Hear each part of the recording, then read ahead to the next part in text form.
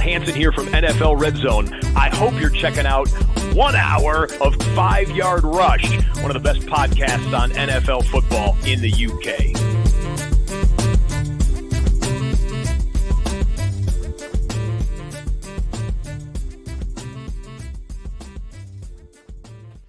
Good morning, Rush Nation. Happy Wednesday.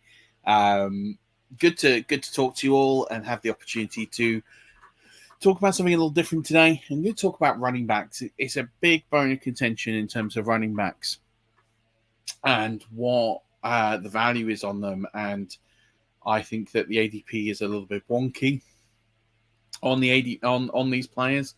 And I think people have been burned in this position far too much over the last few years with injury, with volatility. And people have been unsure what to do at the position. They know that in the past they've been league winners, and there are a couple of league winners. And we talked on the show with Pat Fitzmaurice last week about potentially 4 game-changing backs. But what about the position as the whole, and where do we go from here in terms of the running back position? And I think it's really important to get a historical view of the last sort of decade or so. So I put some data together for the last 11 years. Now I'm going to put this in an article.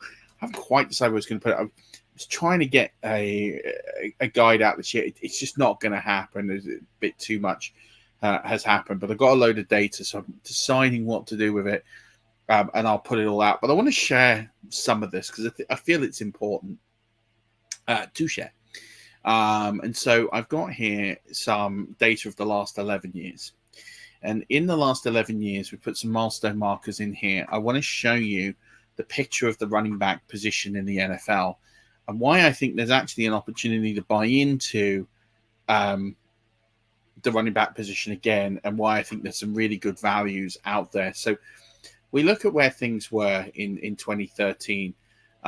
We're looking at average rush attempts and average number of touches. So touches is rush attempts plus also receptions. So we see here that the average running back in 11 years ago was at 250-ish rushing attempts, and then we had another 50, just over 50 or so catches. Then we saw an escalation in 2014 before we saw a huge nosedive in 2015, before an uplift again to a new peak in 2016, a downlift in 2017, an uplift in 2018. 2018's here, this downshift here. So 16, 17's here, 18's here. Then we've got 19, where we saw a huge peak. A lot of this is driven by Christian McCaffrey's monster year. I should predicate that this is the top 24 players. So it is an average of the top 24 performing running backs of that season. I cut the rest out because they're the ones we care about. They're the ones that are going to be on starting rosters in fantasy football. So I've only done the top 24. I should have predicated that at the start. We saw a decline during the COVID years, a little bounce back in 2022, and then a decline. The thing is, these declines here are all sort of at the lowest or near enough the lowest levels we've seen other than in 2018. Some of that is injury base, and that covers some of the thinking of us. But also, I tend to really like the idea of the contrarian play of when things are trending away in one direction and going down. That's when I want to buy into it, because I think there is only going to be volume for this to go up. Whenever we've seen these volumes as low as they have been in 2023, we saw it here in 2015, it bounced straight back up. We saw it here in 2018, it bounced straight back up. We saw it here in 2021, and here it bounced straight back up. So whenever we've been anywhere near these sorts of lows, it has bounced up the following year. Now, that's not for consistent growth in that direction for the next 2 or 3 years, but in redraft, do we care? We're only caring about 2024, right? So when we're seeing these average number of rush attempts and average number of touches go down, there is always a sharp uptake the following year. So that's the first thing I'd sort of say. And this is reflected very similarly in the number of scrimmage yards. Again, by the top 24 running backs, and these are the average scrimmage yards by years. So again, we saw a lift from 2013 to 2014 that fell right off a cliff in 2015 to an absolute floor, the worst we've seen. A huge rise back up in 2016 So there's clearly a lot of activity here in 2015, which is kind of an outlier to see that consistent huge drop and then back up. And then we see it playing up in this level from 2016. And this is what fantasy players are probably more used to, this sort of level. There's little drops, but then a big rise again up to 2019 to its peak. And then during the COVID years, we saw this 2 years of really steady decline to an absolute floor near the bottom peak here. And then we saw a rise in 2022. And then again, we've seen this sharp decline backwards in 2023. Again, some of that is injury. Some of the best players in the league in 2023 got injured. Jonathan Taylor is just one of those players, for example. And yes, there is the argument about the running back committee. There's less bell cows. Therefore, these top backs probably aren't getting the same level of scrimmage yards. However, there's a huge difference here between the sort of under 1,400 that they achieved in 2023 and this sort of peak of 1,600. And I think we will see a sharp intake upwards of over 100 yards. So I think you're going to see increased performance at the running back position this year, because once again, whenever we've seen these really huge dips and we've got down to these lows, they have climbed in record. They have climbed to a really sharp high the following year. You know, this climbed to 1,600, this climbed to 1,550, just there or thereabouts. So again, I think you're going to see this peak back up to this sort of level or very close to it in 2024. Part of this is also the difference between the RB1 and the RB2. And again, we're looking at the mean. So the mean point between the top 12 scoring players and the mean between the running backs 13 to 24 in the last 11 years. And what we saw here was huge spikes here in 2013, 14. We see good numbers here. And then again, it drops. Again, that 2015 shows record differences. And again, that's probably telling you that the elite players were injured that season. That's kind of the main conclusion you're getting here, and a capped performance. Then we see sharp increases over the next 3 years to the peak. And again, this is a lot of it's driven by Christian McCaffrey's record year in 2019. Again, we're seeing, 2018. The 2019's here, and then we're seeing this sharp decline, and then we get a bit of a spike in 2022, and then we're trending down. Again, I think you're going to see a spike up towards the mean here, which I think will be closer to the sort of 75 to 80 point range difference between the RB1 and RB2. I don't think this is going to steadily decline to 50. And again, we're looking at going contrarian. People who might analyze this might follow the trajectory of going down. I actually believe it's going to go the other way, because we haven't seen, the only time we saw a sustained period of decline was during COVID, when kind of all bets were off. And so I think as well, you're going to see more elite performance at the top end. I don't think it's ever going to go back to the numbers that we saw a few years ago, but I do think it's going to go the other way.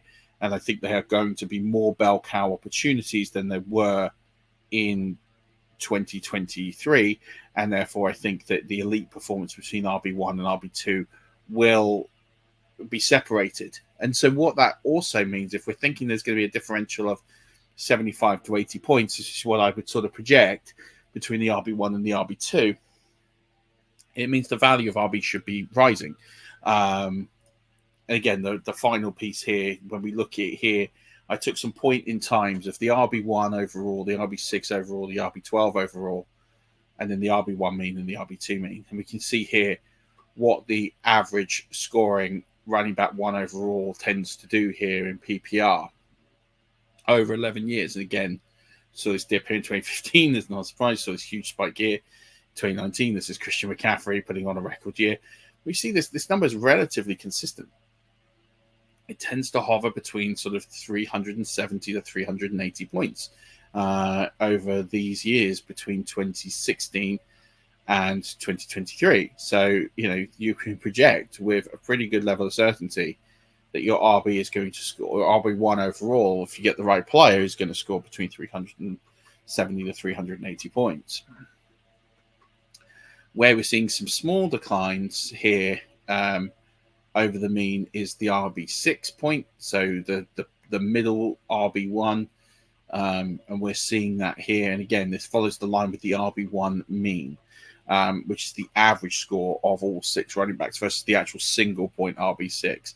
So these lines will always tend to be pretty close together, but there will be some variance where the mean will be slightly greater than the actual point in time 6. And that's just because the elite player has raised the average, and then the floor players underneath didn't do quite so badly either. But they will be pretty closely aligned, as you can see here, that RB6 point mean point is you're looking at 270 points, which is still going to score pretty consistently high up versus those high-end RB1s. So there is a value to taking an RB early here, as we're sort of demonstrating. And then we're looking at the mean point between the where we're looking at the RB12, where the RB12 in scoring finishes, and then where sort of the mean RB2 point is. And the mean RB2 is relatively flat, somewhere around about 180 points at its peak, 185 points at its peak here, and then it sort of tapers off, and it's around that 175 to 180 point mark. So if you're thinking that the RB18 overall is going to score about 170 to 180 points, because that's historically over this trend what they have done, and your RB12 is going to score about 20, 30 points more than that, you then have to start to bake in, does the point of the position taper off?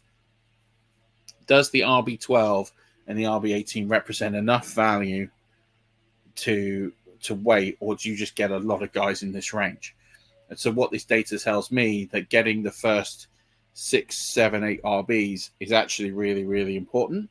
And that actually then the next guys kind of cluster up. There is some point differentials here between sort of the RB12 and the RB18, that there is some separation here of about 30 points. It works out to be about 2 points per game, but they do tend to cluster up a little bit more, and the drop off there. So it does mean that you can shoot for one of these elite guys, and then you can wait until sort of RB18 to get your RB2, and then load up even more. Now, what this data isn't showing you is what's outside of the RB2. It does fall off a cliff pretty quickly. I personally think the optimal strategy is to have 3 of these guys. So if you can have 3 top 24 RBs on your roster, that's going to put your roster construction in a really good place.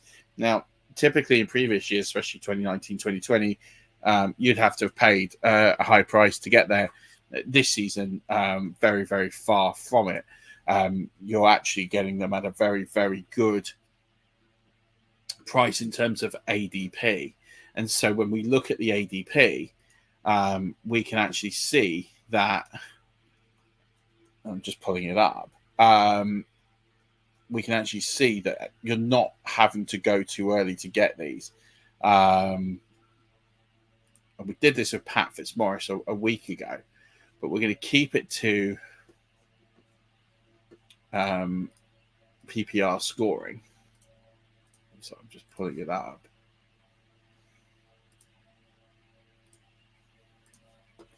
Here we are. I'm just going to move my screen a little bit here so this blows up. So we can see here that these are the consensus players, and we can see where you're picking them overall. That the RB12 is going at pick 53, which is in the 5th round in 12-team leagues. The RB18 is going at the pick 76, which is the 7th round in 12-team leagues. So you're getting a good feel here, and they start to run off the board here. Now, I actually think some of these players, as I've talked about in the past, Aaron Jones, I think, is undervalued. Wide receivers are undervalued. I think Alvin Kamara is essentially really undervalued here. I think these 3 players really strike me. James Conner, again, is another player I think is hugely undervalued, that really bring up these players, and the players that probably be slightly wary of are players like Isaiah Pacheco, Josh Jacobs, are players that I'd be slightly cautious of.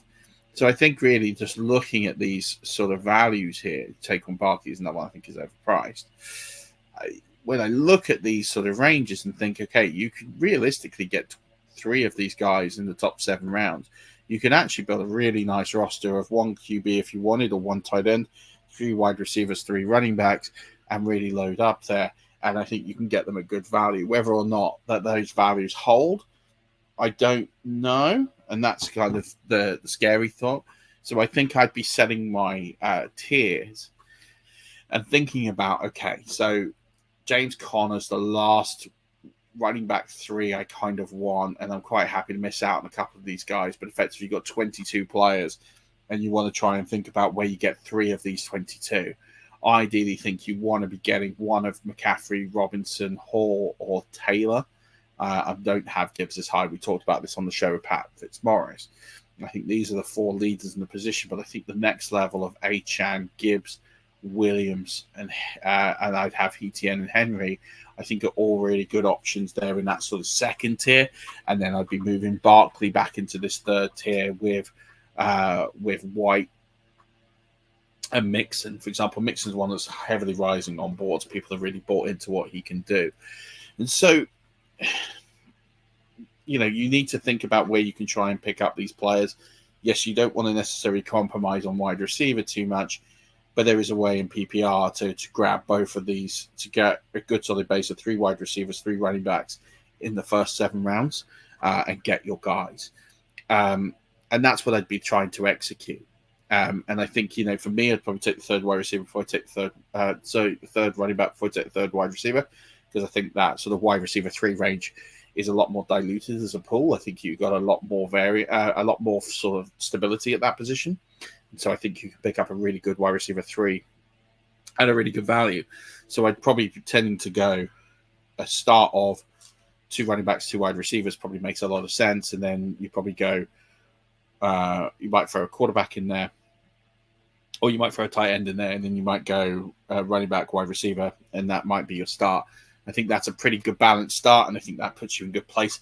Again, when we go back and you look at some of the points in here, you get this and you understand it a little bit more as to why this is important and why I think there's a bounce back opportunity. And I think if you start your leagues with 3 running backs in the first 7 rounds, I think you're going to be in a really good position to take advantage of the bounce back up to those upper echelons. And I don't think they're going to necessarily reach the top peak, but I think they're going to be a lot better than they were in 2022. So this is the problem. If you draft off 2022 points, you aren't really taking into consideration peaks and troughs. You're just saying, right, they're going to do exactly what they did last year, and that never really happens. So there is a huge trough going in the running back position, which means that whenever we've seen this trough and they get down to the levels that they were last season, there tends to be a peak up. There's a few reasons for that. One could be better injury luck at the position. Just coaches are tending to use the run a bit more. They feel there's a bit more stability at the position. There's a whole bunch of reasons as to why this will be the case. Ultimately, that none of that overly matters as to the reasons why. I can put a few compelling reasons as I just have, and we could really sort of document that and write that down into a lot more detail. The ultimate fact is that, as we've seen over the last 11 years, and if I went back to previous 11 years, you'll probably see very similar, where we've seen troughs at this level, they tend to rise the following year, and that's what we're expecting to see here. So that's kind of where we are with the running back position. It gives you a bit of an overview. We'll do a bit more of this in more detail. We'll look at other positions over the next week as well. And you can start to get a bit more comfortable as to what we're doing. But I think from a draft strategy perspective, I would be focusing on running backs a little bit more, go against the grain, build a contrarian build, take advantage of the ADP values, because the ADP values are telling you they're following last year's trend, that they think they're going to continue to trend south. And I think if you're going to keep following that trend, that's a very dangerous place to be. And if you follow the rest of the pool, it dilutes and you're not going to come up with an advantage. So take advantage of where everyone is going, embrace the variance, and start to build a picture towards taking RBs a bit earlier. I'm not saying you flood your roster with RBs 1, 2, and 3. I think if you get 3 in the first 7 rounds, that builds a really nice build from a redraft perspective. From the Dynasty perspective, it's a completely different argument. You'll also notice that the Dynasty community and those that really push the Dynasty community tend to really undervalue running backs. And with the spike in Dynasty play, in the amount of people that play Dynasty and Dynasty theory, they tend to be out on running backs because they find it difficult to shift that mindset from from Dynasty to redraft. And this is where redraft specialists tend to have a bit of advantage, because these players are undervalued. And you notice that some of these older players, for no real sensible reason, are being heavily undervalued. And that's the James Connors of the world, the Alvin Cooks of the world, because of their age. And that's the Dynasty influence that's pushing that price down. I'm happy to profit on those prices. So you should be too in a redraft. So keep this as a redraft focus. Use this analysis. If you find this analysis useful, then please do feel free to ask me where I'm going to put it out, and I'll tell you where it is when it comes out. I'm going to share this with the Patreons today. So if you aren't a Patreon and you want first access to this, you can subscribe. That's patreon.com/5yard rush, and you can sign up and be a Patreon, and I'll share this data with you, and you'll get access to my projections and access to some of the interesting tidbits and stuff I'm going to be posting. I did a good piece on useful stats to know where to find them and links to all of those last week, so you'll have access to that and all my other Patreon casts, which is just sort of fantasy strategy and how to sort of make the best of these contrarian situations and leverage through them. It's just me sort of, it's a bit of a brain dump. I just sort of talk and give my thoughts and then can also answer questions. So that's all in there. Don't forget to also sign up to the listener leagues as well. They are filling up very nicely, so I'm looking forward to playing with anyone that joins those listener leagues. There is a minimum charity donation to those, one per person at the moment, so please do sign up to those. But I hope you find this useful and enjoyable, and if you did, then do tell 2 friends, get them to tell 2 friends. Following the old famous Marcus Grant line and not doing quite so well, but do subscribe. I've seen a lot of great views on the YouTube channel, which is great, but a lot of them are for non-subscribers, so please do hit the subscribe button so you get access to all these. You know we're going to be doing this Monday to Friday every morning, so do tune in for those, and thanks as always for the support. Don't forget to ask questions in the YouTube comments and I will answer them. So if you've got any questions on this stuff and you want to know a bit more, then do pop in a question in there. But that'll do it. Thanks so much, as always, for tuning in. Be back tomorrow for another morning show and potentially a flagship show as well. But don't forget, as always, Rush Nation, keep rushing.